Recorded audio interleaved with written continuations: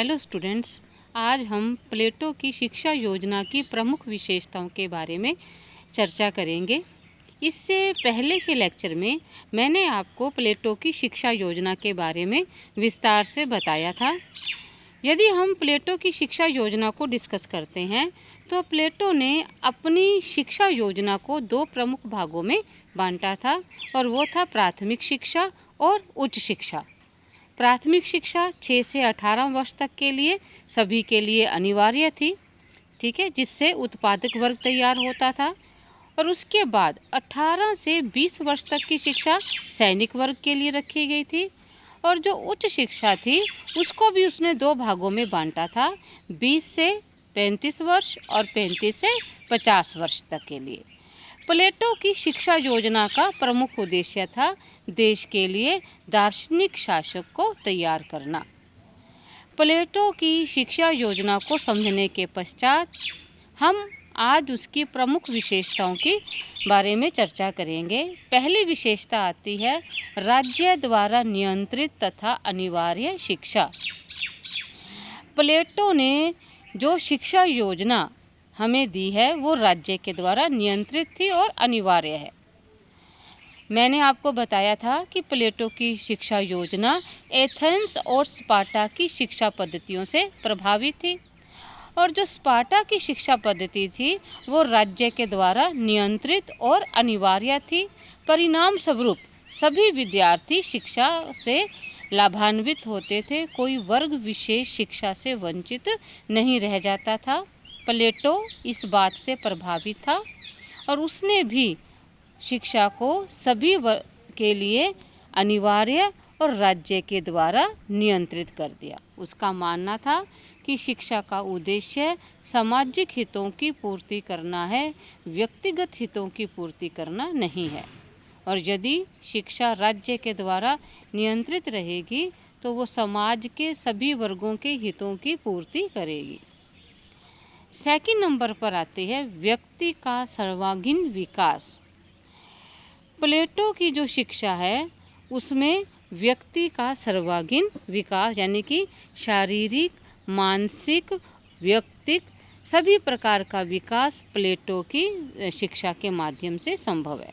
अब आप पाठ्यक्रम का यदि आपने अध्ययन किया होगा तो आपने देखा होगा कि व्यायाम और संगीत की शिक्षा भी दी जाती है, गणित और तर्कशास्त्र की शिक्षा, दर्शन शास्त्र की शिक्षा, द्वंद्व की शिक्षा, यानी कि प्लेटो ने अपनी शिक्षा योजना में सभी पाठ्यक्रम को शामिल करने का प्रयास किया है। तीसरी और प्रमुख विशेषता आती है वो है स्त्री और पुरुष के लिए समान शिक्षा। यानी कि प्लेटो की शिक्षा योजना की एक खास बात यह थी कि वह अपनी शिक्षा योजना में या शिक्षा के लिए स्त्री और पुरुष में किसी भी प्रकार का भेदभाव नहीं करता। उसका मानना था कि स्त्रियां भी उतनी ही योग्य हैं जितना कि पुरुष।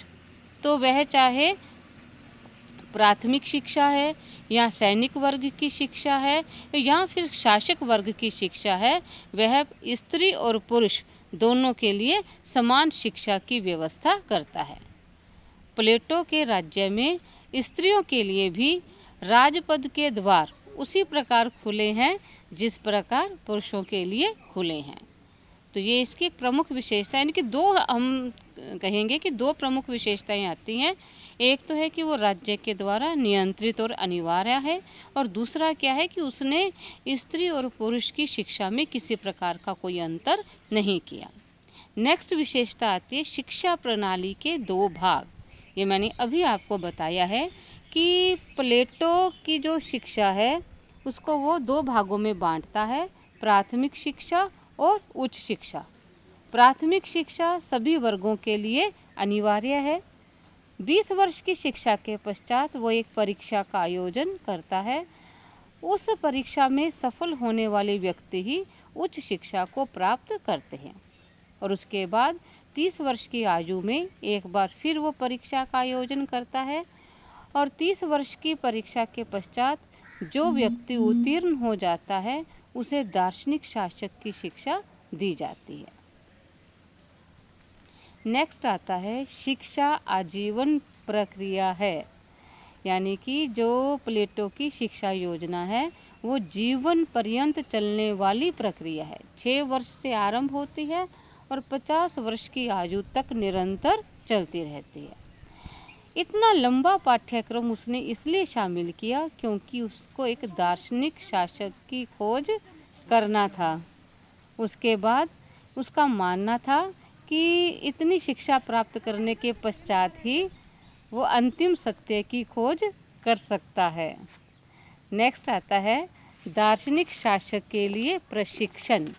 यानी कि प्लेटो ने हमें जो शिक्षा योजना प्रदान की है उसका जो प्रमुख ध्येय था वो था दार्शनिक शासक की प्राप्ति करना। और उसका जो शिक्षा का पाठ्यक्रम है वो भी 6 वर्ष से लेकर 50 वर्ष तक चलता है और इसमें 35 से 50 वर्ष तक की जो शिक्षा है वो केवल दार्शनिक शासक के लिए ही रखता है। यानी कि उसका मानना था कि केवल सैद्धांतिक ज्ञान ही नहीं बल्कि दार्शनिक राजा की प्राप्ति के लिए व्यवहारिक ज्ञान होना अत्यंत आवश्यक है और ये व्यवहारिक ज्ञान वह 35 से 50 वर्ष तक की शिक्षा में अपने विद्यार्थियों को प्रदान करता है। तो यानी कि प्लेटो की शिक्षा प्रणाली की एक प्रमुख विशेषता क्या हो गई है कि वो दार्शनिक शासक के लिए प्रशिक्षण शिक्षा के माध्यम से ही देना चाहता है। नेक्स्ट जो विशेषता आती है वो है शिक्षा में गणित को महत्व। यदि आप प्लेटो के पाठ्यक्रम का अध्ययन करेंगे तो आप पाएंगे कि उच्च शिक्षा में प्लेटो ने गणित को महत्वपूर्ण स्थान दिया है। न केवल गणित बल्कि तर्कशास्त्र और द्वंद्व शास्त्र को भी महत्वपूर्ण स्थान दिया है। प्लेटो ने अपनी अकादमी के बाहर लिखा हुआ था कि जिसे अंक गणित का ज्ञान नहीं है वह इसमें प्रवेश नहीं कर सकता। अतः हम कह सकते हैं कि प्लेटो के पाठ्यक्रम में गणित को अत्यधिक महत्व दिया गया था। नेक्स्ट विशेषता आती है कि पाठ्यक्रम में नैतिक मानदंडों की उचित स्थान। यानी कि प्लेटो अपने नागरिकों को चरित्रवान बनाना चाहता था और चरित्रवान बनाने के लिए उसने अपनी शिक्षा योजना में धर्म और नैतिकता को उचित स्थान प्रदान किया है।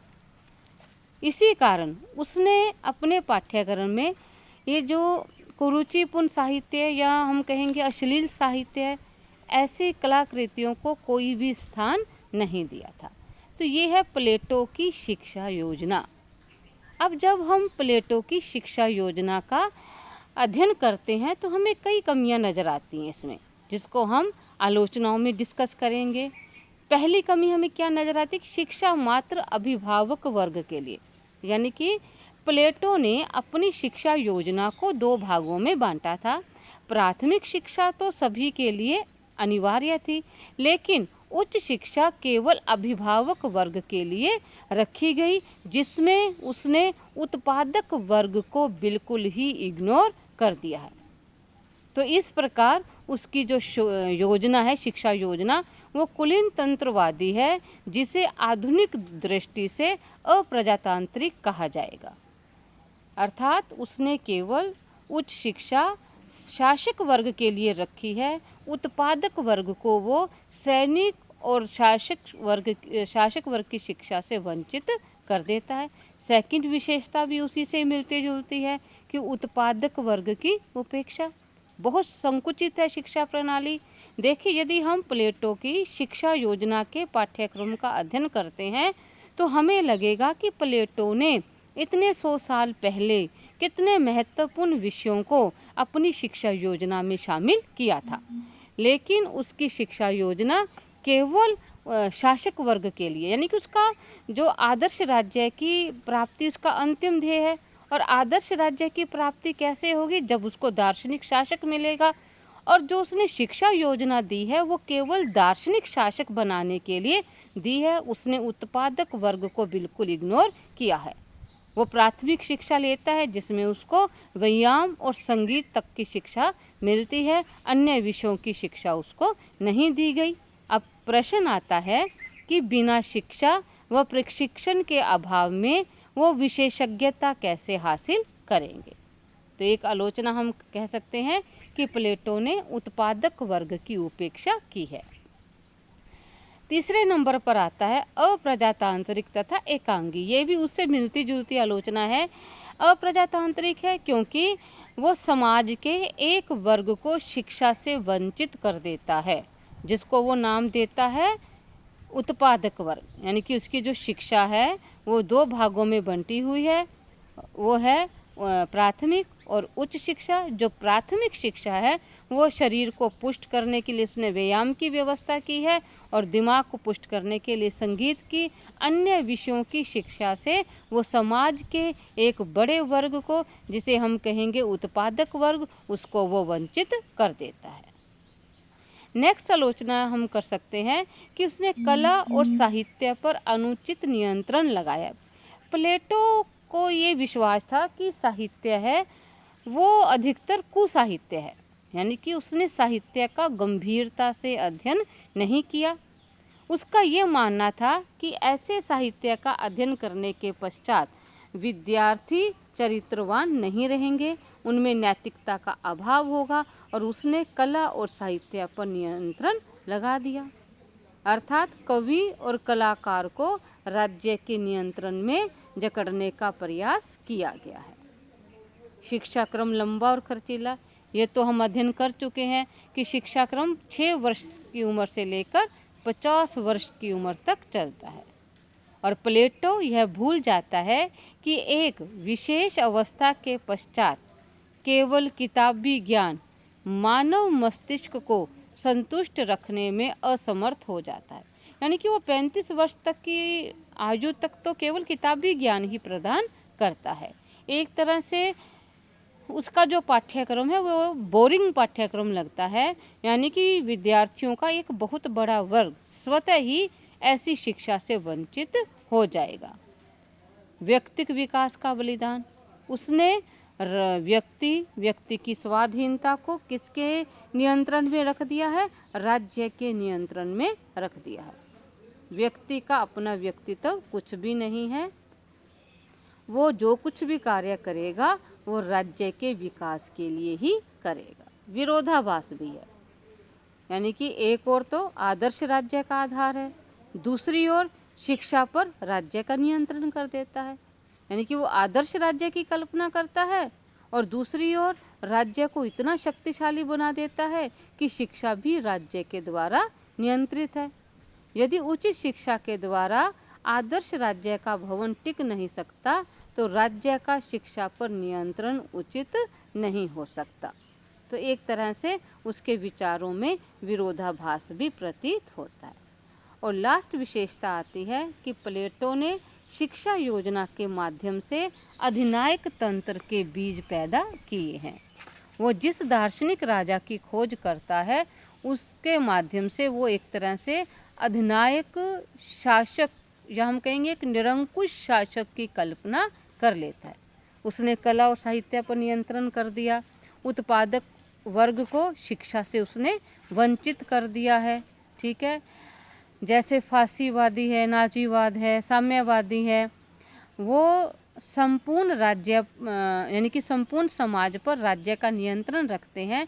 तो प्लेटो ने भी अपनी शिक्षा योजना के माध्यम से समाज और राज्य को नियंत्रित कर, नागरिकों को, राज्य को तो नहीं कहेंगे, नागरिकों को नियंत्रित करने का प्रयास किया है। आशा करते हूँ मैं कि अब आप प्लेटो के शिक्षा सिद्धांत के बारे में अच्छे से समझ गए होंगे। मैंने 3 लेक्चर के माध्यम से आपको प्लेटो की शिक्षा योजना को समझाने का प्रयास किया है। फर्स्ट लेक्चर में मैंने आपको बताया था कि प्लेटो की शिक्षा योजना एथेंस और स्पार्टा की शिक्षा पद्धतियों से कैसे प्रभावित थी। सेकंड लेक्चर में मैंने आपको बताया था कि प्लेटो की शिक्षा योजना क्या है, और अपने थर्ड लेक्चर में मैं आपको बता रही हूँ कि प्लेटो की शिक्षा पद्धति की क्या प्रमुख विशेषताएं हैं और उसमें क्या क्या कमियां हैं। धन्यवाद।